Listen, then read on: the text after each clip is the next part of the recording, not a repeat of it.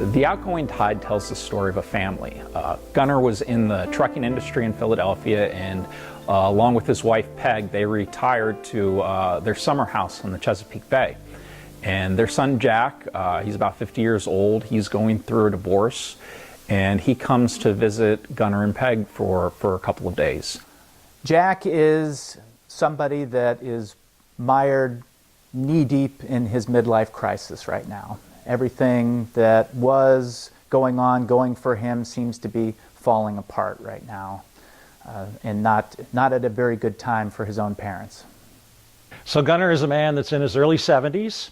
He's been married to his wife for a little over 50 years, still very much in love with her, has a bit of a crisis that he's facing, and the way that he resolves that crisis is going to have an impact on his relationship both with his wife and with his son. Peg has noticed over the past weeks or months that Gunnar is getting forgetful. He is calling her by someone else's name, and she's becoming more and more alarmed about this. She knows that something has to be done, and she knows she's the one that has to do it.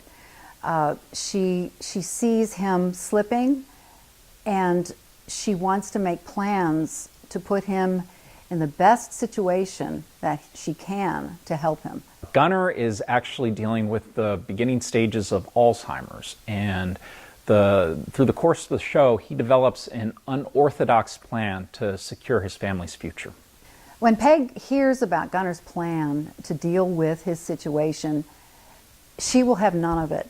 First, she doesn't believe it, and Jack doesn't either. He thinks he's kidding around like he always has done during their life. But then she comes to realize that he means it, and I just really admire her for this. She puts her foot down and she says, no, you are not doing this. I think people are really going to relate to this show because it's a show about family and the dynamics and the relationships within the family. And as much as you love, your family members, sometimes they do things that you don't understand or you have trouble coming to terms with. And this play is about figuring out a way to meet other family members on their same level. Father and son relationships are tough. I don't know why, but it's universal. I think we all have that time in our life where we just kind of look across the way and you've got some things that happened growing up that maybe you don't feel were the best that your father could have done. So Gunnar is sometimes aware of what's happened in the past, and sometimes he's not aware of what has happened in the past. And that is influencing his relationship with his wife and his relationship with his son. I can totally understand right now being in the situation that my character's in, just not being able to really wrap his head around what's going on with his own father. Certainly he'll understand someday. One of the things that struck me about this show is how funny it is. There are so many lines that are poignant and fresh and sharp and clever.